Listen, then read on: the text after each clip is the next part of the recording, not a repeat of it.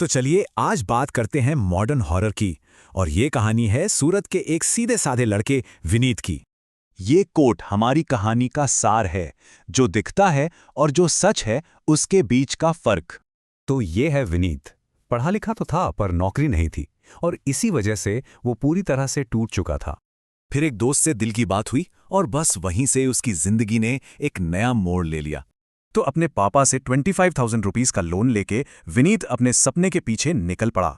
उसने अपने परफ्यूम बनाए और एक सिंपल सा प्लान बनाया, सीधे लोगों को बेचकर अपना ब्रांड खड़ा करने का। लेकिन असलियत कुछ और ही थी। बिजनेस चल नहीं रहा था, पैसे खत्म हो रहे थे और निराशा फिर से हावी हो रही थी। बस एक आखिरी कोशिश के लिए उसने देर रात चल रही एक मूवी के दौरान सिनेमा हॉल की बेसमेंट पार्किंग को चुना। और वहीं उस पार्किंग के सन्नाटे में उसका नॉर्मल सेल्स का काम एक खौफनाक हिंसक वाकये में बदल गया। वहां उसे एक अजीब सा परिवार मिला, 3 लोग, और उन्होंने परफ्यूम को लेकर एक बहुत ही अजीब मांग की। और जब वो उनकी मांगी हुई खुशबू नहीं दे पाया तो उन्होंने उस पर हमला कर दिया और जमीन से परफ्यूम चाटने लगे।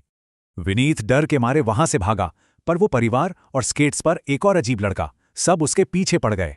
ये पीछा तब खत्म हुआ जब उसकी टक्कर हुई, और जब होश आया तो उसे 40 टांके लगे थे।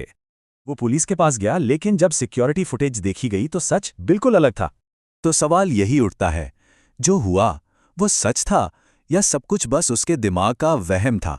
अब मजे की बात यह है कि असल और वहम के बीच का ये कन्फ्यूजन आजकल की कई हॉरर कहानियों में दिखता है। कई कहानियों में एक तरफ सुपरनैचुरल तजुर्बा है तो दूसरी तरफ एक प्रैक्टिकल साइकोलॉजिकल वजह। ये कहानियां इतनी असरदार इसलिए हैं क्योंकि ये इंसानी जज्बातों की गहराई में उतरती हैं। तो पॉइंट ये है कि इन सभी कहानियों में एक खास फॉर्मूला है जो इन्हें इतना दिलचस्प बनाता है।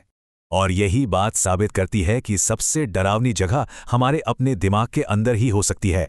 तो आखिर में सवाल यही है, असली मॉन्स्टर बाहर है या हमारे ही अंदर छिपा है?